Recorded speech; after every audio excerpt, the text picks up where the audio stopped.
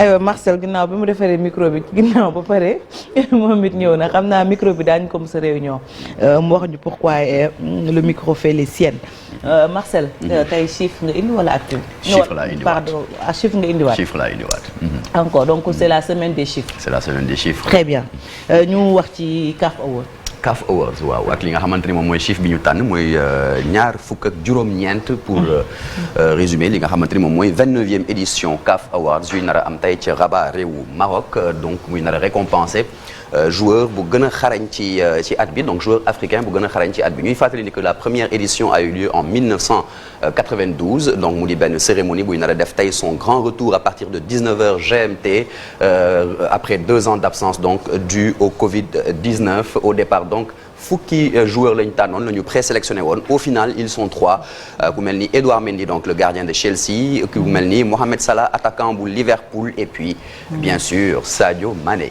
Sadio Mané la star sénégalaise ñu koy xaarandi ci Rabat nañu tey ci suba la fa war a egsi mais di ci mën a am quand même moo war a nekk ca bopp ba ca kaw. loolu moom moo war a nekk ca bopp ba ca kaw a kaw sax sans surprise Sadio Mané moom mooy nar a succédé boppam rek ndaxte on rappelle que 2019 mi nekkoon dernière édition bi moom moo jëloon tamit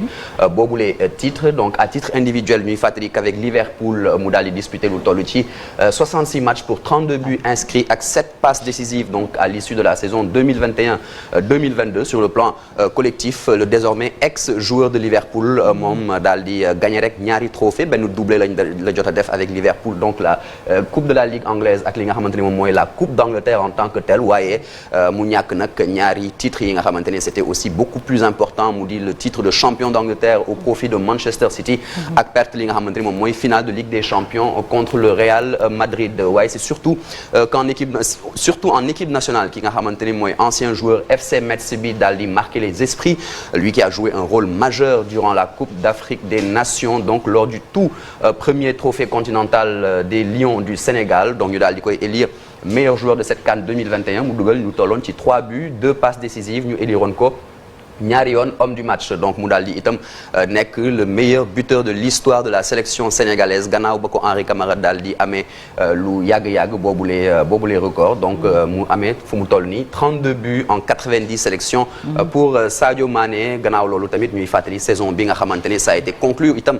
par cette 3e qualification du Sénégal en phase finale de Coupe du Monde la 2e d'affilée bi nga xamante ne Sadio Mané dina ko disputer après 2018 mu di nag ay faits yu bëri yi nga xamante ne jar na tey qui dit Sadio Mané un autre top club mondial bi di Bayern Munich daal koy recruter c'était en juin dernier soxna Fati. aywa Sénégal champion d'Afrique Sénégal avec ses joueurs exceptionnels. pare nañu xam naa pour rafler lépp. c'est ça mën nañu wax ne bari nañ pour rafler lépp ñuy fàttali rek keroog ba muy gagné première Coupe d'Afrique des Nations donc en février au Cameroun Sénégal daal di corriger li nga xamante ne ñu bëri spécialistes yi yu bëri dañ ko jàppee woon comme l'une des plus grandes anomalies du football africain ndaxte dañoo yàggoon présenter de belles formations sur le papier waaye mosuñu woon gagné dara donc Sénégal fu mu nekk nii mën na wax ne il peut se vanter se targuer d'avoir la plus belle génération de footballeurs au sein de sa sélection loolu waral ñu war a retrouver comme ni nga ko waxee soxna Fati ay noms sénégalais dans la quasi-totalité des récompenses qui seront attribuées ca CAF Awards yu nar a am tey donc en plus éventuellement de Sadio Mané chez les gardiens de but Edouard Mendy moom il est largement favori le trophée du plus jeune joueur africain tamit beneen sénégalais mu ngi ci biir en la personne de Pape Matar Sarr en concurrence avec le Tunisien de Manchester United Hannibal Mejbri ak ki nga xamante ne moom mooy ivoirien buy jouer ca Salzbourg Karim Konaté donc moom nekkoon joueur u ASEC Mimosa beneen compatriote tamit mën na décrocher li nga xamante ne moom mooy le trophée du plus beau but même s'il n'est pas champion d'Afrique et je pense même s'il n'est pas international aussi pour l'instant mu di Pape Ousmane Sakho nekk ailier ca Simba Sport FC club en tout cas benn club bi nga xamante ne Tanzanie la nekkee mu daal di régaler avec une superbe bicyclette en phase de groupe de la Coupe CAF contre l'ASEC Mimosa gannaaw ba mu jeexalee moom tamit kii di Aliou Cissé 2 fois 2e dans ce trophée de meilleur entraîneur en 2018 et 2019 Aliou Cissé di nar a nag remporter moom li nga xamante ne moom mooy son premier trophée de meilleur sélectionneur en Afrique et puis sans surprise également équipe nationale Sénégal nar a nekk tamit nar a remporter bien parti en tout cas pour remporter le trophée de meilleure équipe nationale il est en compétition avec l'Égypte bi mu dooroon finale ak kii di Cameroun bi nga xamante ne Égypte moo ko dooroon demi-finale. soxna Fatick wax ci palmarès bi Marcel. ci palmarès bi maa ngi ko doon fàttali depuis 1992 la première édition bi daal di am donc loolu waral le premier à avoir décroché ce trophée muy Abedi Pelé doon jouer Olympique de Marseille jamono jooju c'était en 92 donc ñu gis na ne sur les 28 dernières éditions balaa bu tey bi 18 joueurs lañu daal di tabu meilleur joueur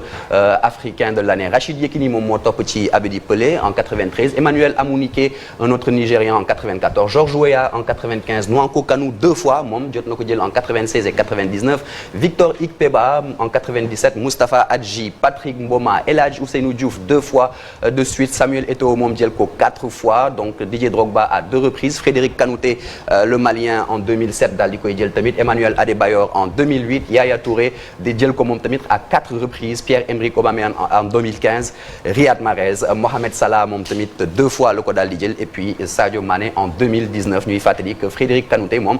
bi nga xamante moom mooy le seul joueur parmi cette liste bi nga xamante ni dafa daal di jël trophée boobu waaye juddowul fii ci Afrique moom il est né en France ñu koy fàttali et puis Samuel Eto'o ak Yaya Touré ñoom ñaar les recordman avec 4 trophées chacun Yaya Touré moom daf ko daal di jël 4 fois de suite moom mooy recordman ci wàllu boobu et puis l'actuel président de la FECAFOOT di Samuel Eto'o moom daf ko jël 3 fois de suite balaa 4e bi muy daal di yëkkati en 2010 les autres recordmen donc di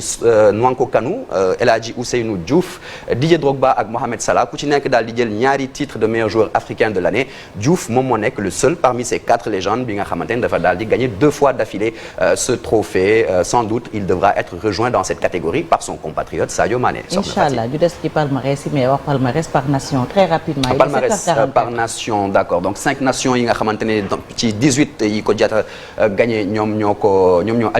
adjugé wu trophée boobu Côte d'Ivoire am juróom benn titre Nigéria topp ci ak Cameroun ku ci nekk juróom Sénégal ñetti titre ak Égypte ñaari titre Côte d'Ivoire Sénégal ak Cameroun ku ci nekk am nañ ñaari joueurs yi nga xamante ne jot nañ remporter titre bi donc Drogba ak Yaya Touré chez les éléphants Diouf et Mané chez les lions et puis Patrick Mboma et Samuel Eto'o chez les lions indomptables et puis avec ces 2 titres Égypte n'a été représentée que par un seul joueur donc Mohamed Salah kese moom moo jot a gagné trophée boobu pour l'Égypte donc à 2 reprises et puis Nigéria en termes de représentants on peut dire que ñoom ñoo ëppale ndaxte 4 représentants gis nañ ko sànq Rachid Yekini Amunike Ikpeba et donc Nwankwo Kanu bi nga xamante ne moom il est le seul à avoir gagné à 2 reprises et puis donc en cas de succès ce soir Sadio Mané permettra au Sénégal daal di rapproché wu li nga xamante ne moom mooy peloton de tête bi ce qui ferait 4 titres au total pour le pays de la Teranga soxna Fatick. CAF Awadi di démarrer tey jii à 18h GMT merci beaucoup. pas 19h. pas 18h GMT d'accord autant merci pour beaucoup moi, Marcel Farba Maroon ñu dem foofu ca